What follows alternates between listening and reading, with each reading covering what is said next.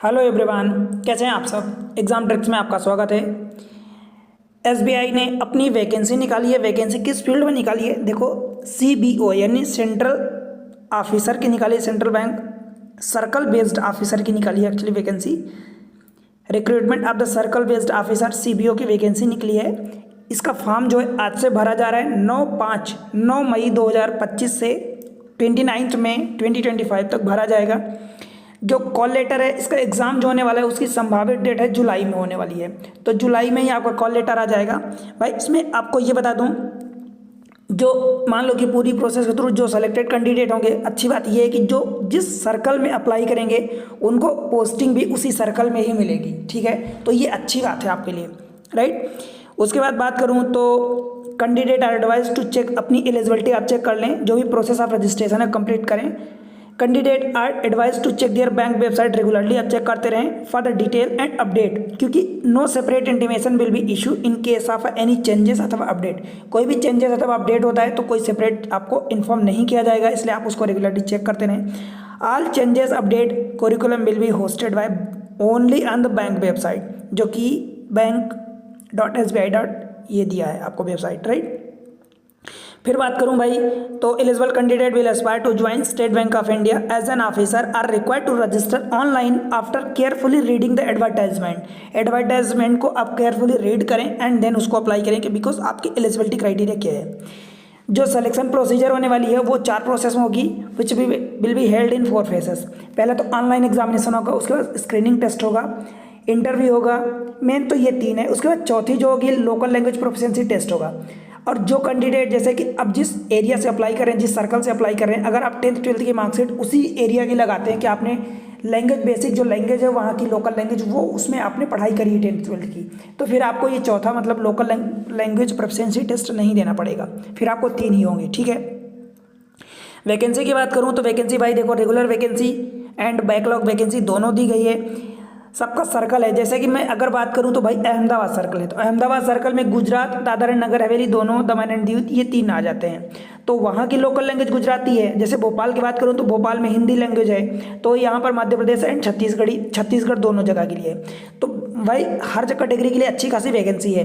PWD candidate जो है उनके लिए भी रेगुलर वैकेंसी है। मध्य प्रदेश में फॉर एग्जाम्पल मैं बात करूँ तो 2 वैकेंसी आपकी VI कैटेगरी के लिए है। ओबीसी में आप अगर मैं पीडब्ल्यूडी की बात करूं बैकलॉग वैकेंसी तो 7 वैकेंसी एमपी में है, 3 वैकेंसी आपका छत्तीसगढ़ में है। सेम चीज़ें जैसे मैं गुजरात की बात करूं अहमदाबाद सर्कल में, तो गुजरात के लिए VI की वैकेंसी 6 है, और जो उसके अलावा जो अभी न्यू वैकेंसी 3 वैकेंसी उसमें है। तो इस तरीके से सबके लिए वैकेंसी VI कैंडिडेट के लिए भी है, मतलब कि पीडब्ल्यूडी कैंडिडेट के लिए काफ़ी वैकेंसी है, राइट। तो आप अप्लाई करें। सभी सर्कल के लिए वैकेंसी दी गई है। यहाँ पर candidate will have to apply for the vacancy of the 1 circle only, केवल आप एक ही सर्कल के लिए अप्लाई कर सकते हैं। Candidate applying against the vacancy of 1 circle will not be eligible to apply for the any other circle. ठीक है, अगर आप एक सर्कल के लिए अप्लाई करें तो दूसरे सर्कल के लिए अप्लाई नहीं कर पाएंगे। Selected candidate will be posted in the circle against the whose vacancy they are selected. जिस सर्कल के लिए आप सेलेक्ट हुए वहीं पर आपकी पोस्टिंग होगी। ठीक है। Selected candidate will not be entitled for the inter circle transfer, आपका एक सर्कल से दूसरे सर्कल में ट्रांसफर भी नहीं होगा। Selected candidate for the vacancy of a particular circle should proficient in reading, writing and understanding. For example आप late से कि भोपाल के लिए अप्लाई करते हैं, भोपाल सर्कल में, तो आपको लिखना भी आना चाहिए, पढ़ना भी आना चाहिए, समझना भी आना चाहिए, बोलना भी। ठीक है। और बात करते हैं candidate working with the subsidiary of the schedule commercial bank will not eligible to apply. ये ध्यान देना, 3 कैटेगरी है। अगर आप किसी subsidiary of the schedule commercial bank में हैं, काम कर रहे हैं, तो आप अप्लाई करने के लिए एलिजिबल नहीं है। Candidate working in SBI clerical अथवा सुपरवाइजरी कैडर और the employees engaged in the contract basis, आप तब भी एलिजिबल नहीं है अप्लाई करने के लिए। Candidate who have resign from the officer grade in SBI अथवा एसोसिएट बैंक SBI की जो भी है, employees previously engage in the contract basis SBI and regularly existed from bank to bank will not eligible to apply, right. देखो यहाँ पर मैं कुछ डॉक्यूमेंट्स जो लगेंगे उसकी बात बता दूं। जैसे कि आप ओबीसी कैटेगरी में हैं और NCL यानी नॉन क्रीमिलियर का फ़ायदा लेना चाहते हैं, तो 1 अप्रैल 2025 के बाद से आपका सर्टिफिकेट बना हुआ होना चाहिए। अब वो कब तक चलेगा? जब तक आपकी इंटरव्यू होगा। तो at the time of interview और कहाँ से 1 अप्रैल 2025 से लेके इस बीच में बना हुआ होना चाहिए, मतलब 1 अप्रैल 2025 के पहले का नहीं चलेगा, ठीक है। इसी तरीके से आप किसी और कैटेगरी के लिए बिलोंग कर सकते हैं, करते हैं तो उसके लिए भी यही डेट रहेगी। बात करो एलिजिबिलिटी क्राइटेरिया की, तो एसेंशियल क्वालिफिकेशन क्या होना चाहिए एकेडमिक में, तो आपका गाइडलाइन देखो graduation in any discipline from recognised university, आपका ग्रेजुएशन होना चाहिए किसी भी डिसिप्लिन में, ठीक है। उसके अलावा एज लिमिट की बात करूं तो भाई एज आपका 30 अप्रैल 2025 से काउंट होगा, पहली बात ये ध्यान रखना। और 21 साल से 30 साल मतलब मिनिमम 21 ईयर होना चाहिए, मैक्सिमम 30 ईयर होना चाहिए। फिर आपकी जो मिनिमम है भाई, अगर मैं बात करूँ कि जैसे 30 अप्रैल से आपकी एलिजिबिलिटी काउंट होगी, तो 30 अप्रैल 2024 से not have been later than, मतलब 30 अप्रैल 2004 के बाद का आपका जन्म नहीं होना चाहिए, अदरवाइज फिर आपकी एज कम हो जाएगी। और 1 मई 1995 के पहले नहीं होना चाहिए, दोनों डेट इंक्लूडेड है, दोनों चलेगा, इसके पहले नहीं होना चाहिए।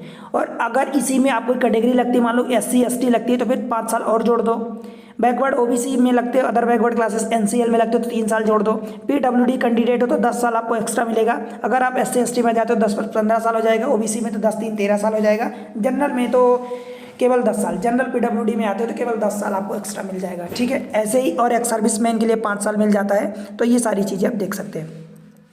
एक्सपीरियंस की बात करूँ, पोस्ट एसेंशियल एकेडमिक क्वालिफिकेशन जो 30 एज ऑन 30 आपका कहाँ तक काउंट होगा, 30 अप्रैल 2025 तक। अगर आपका एसेंशियल मिनिमम आपका देखो 2 ईयर का एक्सपीरियंस होना चाहिए, post essential academic qualification experience, ठीक है। लोकल लैंग्वेज की बात करो तो वैकेंसी आप पर्टिकुलर सर्किल, जिस सर्कल से आप अप्लाई कर रहे हैं उस सर्किल की प्रोफिशिएंसी आपको लैंग्वेज में होनी चाहिए, रीडिंग राइटिंग एंड अंडरस्टैंडिंग। अगर आप 10th 12th लेवल की स्टैंडर्ड मार्कशीट आप सर्टिफिकेट जो भी एविडेंस के रूप में देते हैं, तो फिर आपको कोई specified will not subjected to any undergo language test, फिर आपको लैंग्वेज टेस्ट से नहीं गुजरना होगा, नहीं देना होगा, ठीक है। और बात करूं भाई, आपको इंपॉर्टेंट चीज़ें बताऊं, देखो reservation for the person with disability, तो भाई इसमें रिजर्वेशन आपको कहाँ मिलने वाला है, जो PWD कैंडिडेट है 4% रिजर्वेशन उनको मिलता है, उसमें VI कैटेगरी आ जाती है, हियरिंग इम्पेयरमेंट आ जाता है, लोकोमोटिव LD आ जाता है, लोकोमोटर डिसेबिलिटी, ऐसी बहुत सारी डिसेबिलिटी की क्लासिफिकेशन होती है, ठीक है। आगे मैं बताऊं कुछ इन्फॉर्मेशन, तो कैटेगरी देखो आप ये नोट कर लें कि कोई जो भी कैटेगरी से आप अप्लाई कर रहे हैं वो कैटेगरी बाद में कोई भी चेंज नहीं होगा, will not be permitted to any stage after registration of the online application, ठीक है।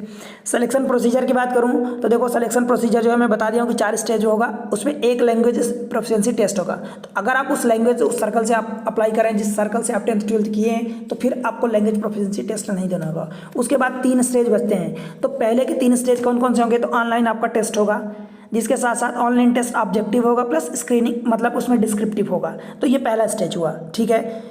ऑनलाइन टेस्ट की बात करूं तो भाई आपका 2 घंटे का टेस्ट होगा, जिसमें से 4 सेक्शन रहेंगे। इंग्लिश लैंग्वेज के 30 क्वेश्चन 30 नंबर के, बैंकिंग नॉलेज 40 क्वेश्चन 40 नंबर के, जनरल अवेयरनेस एंड इकोनॉमी के 30 क्वेश्चन 30 नंबर और कंप्यूटर एप्टीट्यूड 30 क्वेश्चन 30 नंबर के। इनमें से करस्पॉन्डिंग जितने क्वेश्चन है उतने ही मिनट टाइम दिए जा रहे हैं, टोटल 2 घंटे का टाइम मिलेगा, ठीक है। उसके बाद ये टोटल 2 घंटे का टाइम मतलब कि 120 minute time, 120 minute question and 120 number के। फिर डिस्क्रिप्टिव टेस्ट होगा जो आधे घंटे का होगा, जो 50 नंबर का होने वाला है, उसमें आपका letter writing and essay writing रहेगा। देखो कोई निगेटिव मार्किंग नहीं होने वाली, ऑब्जेक्टिव टेस्ट जो होगा उसमें न तो निगेटिव मार्किंग होने वाली है और ना ही आपका सेक्शनल टेस्ट हो, सेक्शनल कट ऑफ होगा, ओवरऑल आपका कट ऑफ रहेगा, ठीक है, ओवरऑल कट ऑफ आपको लाना रहेगा। फिर पेनल्टी की बात करूं तो मैं बता दिया हूं कि कोई सेक्शनल कट ऑफ नहीं, कोई नेगेटिव मार्किंग नहीं, मतलब अच्छी बात है कि आप अगर कर पा रहे हो तो बढ़िया कर जाओगे। फिर इंटरव्यू होगा, तो भाई इंटरव्यू में आपको 50 नंबर का होगा, 50 नंबर में मिनिमम क्वालिफाइंग मार्क्स आपको लाना होगा, जो बैंक डिसाइड करेगा, राइट। जो आपका फाइनल सिलेक्शन होने वाला है वो दोनों ऑनलाइन टेस्ट एंड इंटरव्यू के बेसिस पर होने वाला है। आपका वेटेज जो दिया जाने वाला है वो ऑनलाइन टेस्ट का 75%, ऑनलाइन टेस्ट में देखो आपका जो ऑब्जेक्टिव होगा प्लस डिस्क्रिप्टिव होगा, ये दोनों मिला के तो 75% वेटेज ऑनलाइन टेस्ट का होगा, 25% वेटेज आपका इंटरव्यू का दिया जाएगा। लोकल लैंग्वेज प्रोफिशिएंसी के बारे में बता चुका हूँ। रिजल्ट डिक्लेयर होगा बैंक की वेबसाइट पर। एग्जामिनेशन आपका सेंटर, तो भाई बहुत सारे सेंटर हैं, कोई रिक्वेस्ट चेंजेस डेट अथवा सेशन अथवा टाइमिंग का कोई भी चेंजेस नहीं होने वाला है, जो बैंक को लगेगा वो देंगे, राइट। फिर बात करूं भाई तो आपका इमोलमेंट्स क्या आने वाला है, अच्छा खासा इसमें सैलरी रहने वाली है। देखो 48,000 रुपये, 48,480 रुपये बेसिक सैलरी रहेगी, उस पर बेसिक पर भी इंक्रीमेंट लगता है राइट। और आपको ये पता होना चाहिए कि 48,000 अगर लगभग ये 50,000 49,000 के आसपास 48,500 सैलरी है तो इसमें आपको डीए मिलेगा, एचआरए मिलेगा, लीज रेंटल मिलेगा, सीसीए मिलेगा, पीएफ मिलेगा, कंट्रीब्यूटिव फंड जो हो गया, और एनपीएस, एलएफसी, जितने मेडिकल फैसिलिटी सारी चीज़ें मिलेगी। मतलब ये आपका समझ लो कि 90 के आसपास पहुंच जाएगी सैलरी ज्वाइनिंग के टाइम पर। Joining training and career path जो होगा भाई, डिजाइनेटेड एज आप सीबीओ बनोगे, मतलब सर्कल बेस्ड ऑफिसर बनोगे। विल बी प्रोबेशन, स्टार्टिंग का जो प्रोबेशन पीरियड रहेगा 6 मंथ का रहेगा। उसके बाद अगर आपको कंटिन्यू किया जाता है मतलब तो आप समझो कि अच्छी खासी सैलरी रहने वाली है, ठीक है। जो ग्रेड 1 लेवल का आपका सिलेक्शन होगा। एप्लीकेशन फ़ी की बात करूं तो वो आपका अगर जनरल, ओबीसी अथवा ईडब्ल्यूएस में आते हो तो 750 रुपये लगेगा। अगर आप एससी, एसटी अथवा पीडब्ल्यूडी कैंडिडेट हैं तो आपको कोई भी फ़ी नहीं लगने वाला है, राइट। आगे बात करता हूं भाई, तो देखो प्री एग्जामिनेशन ट्रेनिंग होगी। अगर आप ट्रेनिंग के लिए अप्लाई करते हो तो आपको ट्रेनिंग मिल जाएगी, एग्ज़ाम के पहले होती है, महीना 15 दिन पहले। आप अप्लाई कैसे करोगे तो देखो 9, आपको बता दिया हूँ कि डेट जो है 9 मई आज से ही चालू हो रहा है और 29 मई 2025 तक अप्लाई कर सकते हो। Guideline for filling application form, भाई ये चीज़ें हैं, बेसिक चीज़ें हैं। Recruitment of the circle based officer in State Bank of India 2025, उस पर जाओ, अप्लाई करो। ये वेबसाइट दी है बैंक की, इस वेबसाइट पर क्लिक करोगे अथवा डालोगे तो आपको मिल जाएगा। डॉक्यूमेंट्स क्या क्या लगने वाले हैं तो आपका रिसेंट फोटोग्राफ लगेगा, सिग्नेचर लगेगा, लेफ्ट थंब इम्प्रेशन लगेगा, हैंड रिटन डिक्लेरेशन लगेगा, आईडी प्रूफ लगेगा एक, और उसके बाद डेट ऑफ बर्थ का प्रूफ लगता है, जॉब प्रोफाइल जो भी आपकी हो तो वो लगेगा, राइट। देन सारी चीज़ें लगभग मैं बता दिया हूँ। डाउनलोड कॉल लेटर, जब आपका कॉल लेटर आएगा जुलाई में तो आप डाउनलोड करोगे, कोई हार्ड कॉपी आपको घर पर नहीं भेजी जाएगी, ठीक है।